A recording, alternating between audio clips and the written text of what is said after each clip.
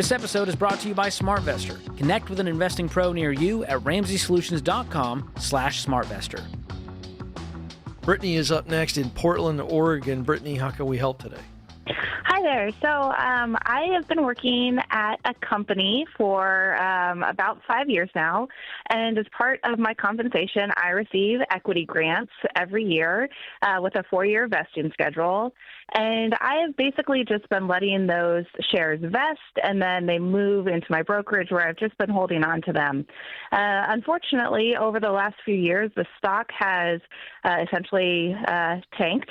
It's down 60% from its all-time high, which occurred in November of 2021.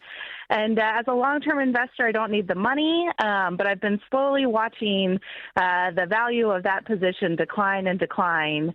And I feel like I'm at a point now where I'm wondering, should I cut my losses and sell out of what's vested and move that money into, either a broader index fund, or should I try to see it through? Right now, the total value of the position is around $150,000, which is about a third of my overall brokerage account. Yeah, and the average loss on that is about 30%. So it's painful. It's emotional, and I can't make an unemotional decision about it. Yeah. So you guys can give me some unemotional advice. Yeah, Sure. So first question I have is, I thought I heard you say you're a long-term investor, and so this is all gravy for you, this company stock. You're doing your own investing, and so you're going to be fine long-term, correct? Mm-hmm. Did I hear that? Yeah, that's my hope. That's the goal, yes. All right, then the next question that I would have, and I'm answering this as if I were you. So I have no emotion in this, so I'm going to, what would I do? All right, so what I would do is I would say, what do I know? And let's not look at opinion pieces in the media, but to the best of our ability, let's look at what the company's saying. Let's look at what we can learn from insiders in the building. There's a reason why that stock has gone down, true or false? Mm-hmm. True. Yes. Might be a few big reasons. Do you know what the reasons are? I have some suspicions. I have some solid leads, some solid hunches.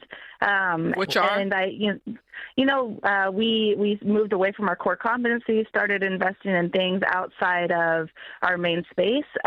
We've had a CEO transition. New CEO has been in place for about a year. And pause. Yeah. So what has new CEO said about it? Because the board brought him in to fix this problem primarily.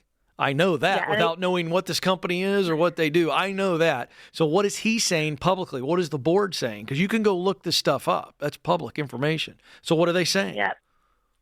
We have a turnaround plan in place. I think the expectation is we're going to continue to see softness both on top line and bottom line for at least another year. But the expectation is that by fall of 2026, our new product should be in market, and there's a lot of optimism around that new product.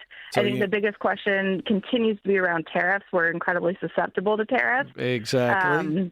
And, all of this obviously smells very good to me. I don't have any suspicion about this at all. I think this is a hold position for you. I disagree. Okay. I disagree. Okay. Tell us why. I'm actually intrigued to hear why you would disagree with that very sensible position. I have two sides of it. So it's possible that.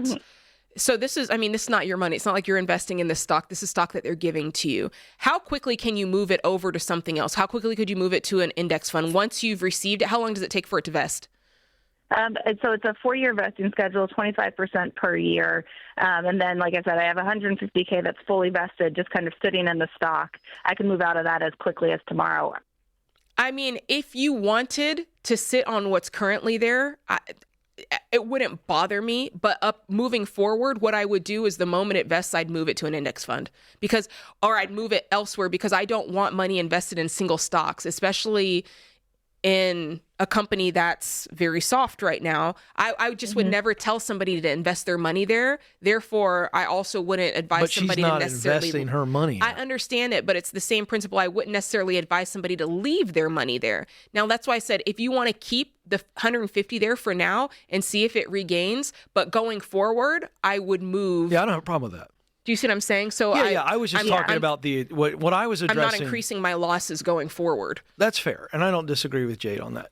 What I was addressing is what you called about, I thought, to say, what do I do with this current stock that has lost all its value? And if it were me in your situation, I agree with what Jade's saying in the future, but I'd say on this particular thing, I'd give the CEO a chance.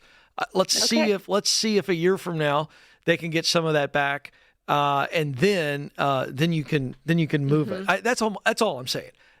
And that's a unique situation. This is such a unique call. Yeah. In that situation, I'd probably wait and see if the company can turn things around for that reason. But I also wouldn't have the first problem if you said, I'm out. I was going to say, if I were in your shoes, I don't think there's any problem with you doing what Ken said or doing what I suggested. If I were in your shoes, I would probably move it. Because I'd be like, I just don't want it in single stocks. And I've already taken a loss. I've already taken a hit. I'd rather this be diversified. That's just what I would do. In order for you to stomach it is why I said what I said, which is, hey, leave what's there. But going forward, make sure you quickly move, as soon as it vests. Yep. I'm just trying to, this is an emotional thing, Ken, It is.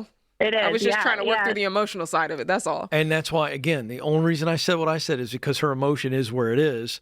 And so it's like you're not relying on that money. Yeah. This is what I would call found money. And I'd go, if you're emotional about it, ride the roller coaster a little bit longer, see if they get it back up. And that's so funny because I'm the exact opposite. I'm like, it's not your money, so there's really no reason to be emotional. I just move it and go, whatever.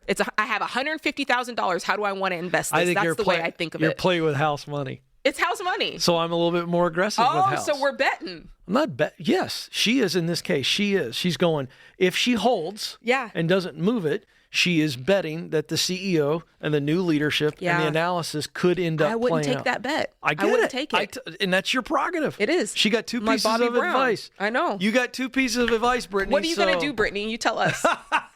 What's the word? Well, I think the good news is that it doesn't sound like there's a wrong decision here. There's not clear something that I'm doing wrong. And so, as an employee of the company, I think I'm going to try to be a little loyal, have faith, have optimism, and I'm going to hold. I do believe in the company. I do believe we're going to rebound. We always have in the past. So it's I'm going to poll the audience in the lobby. Just don't forget going forward that it's a single stock. Just don't forget that going forward. All right. Now, just for fun, we got probably 30, 40 people in the lobby. Lobby, raise your hands if you would go ahead and get out of the stock and cash out. Raise your hand. My guy. Right there. One guy. One loyal guy. Now let's see how this one goes. If you would hold a little bit and wait at least a year, the Ken position, raise your hand. Oh, it's overwhelming. Listen, I gotta tell y'all are betters. I gotta tell you, are risky business. It's rare that I'm right, and so I'm gonna soak in this one. So lap it up, Ken. I tell you what, I've been married 27 years. I have 3 teenagers. I'm never right. You know what I mean, people? Thank you very much. There's one guy that's giving me a polite golf clap. No, but in all seriousness, I think, Brittany, you're very wise. You're not doing anything wrong. No, it's not her money. It's not your money, so you decide what you want to do with it. But I like that. It's a really interesting call. And in that situation, with a public company, the proof is in the pudding. And here's what I know about public companies. If this guy doesn't get it right, the next guy, then they're going to get somebody. There will be a next guy who gets it right. And so that's where my mindset is. So I'm thinking long-term play in this unique situation. But I loved your advice too. It's hard not to take advantage of that. And by the way, to fully come back to your point of view, going forward as she gets new stuff, I love that idea of going. Just moving it over. Thank you very much. And now I'll take it from here. And I'll take it. So I would do that as well, and I want to stipulate that. Yeah. I just was so stuck in my other position. Then now I None can of it say, was wrong. No, not at all. So very interesting stuff, and what a benefit to people who have that option. I know. Very Stock nice. options are very nice, very folks. nice. Hello. I got a friend. Very nice. I got a friend who shall remain nameless, who just recently left a massive company. Oh, yeah? And he cashed out, and boy, oh boy. Cha-ching. Oh, boy. He had a good day, folks. I had a good day just hearing about it, and I didn't get anything from it. See, that's a good friend right there. The afterglow of his stock cash-in was so nice that I even felt good.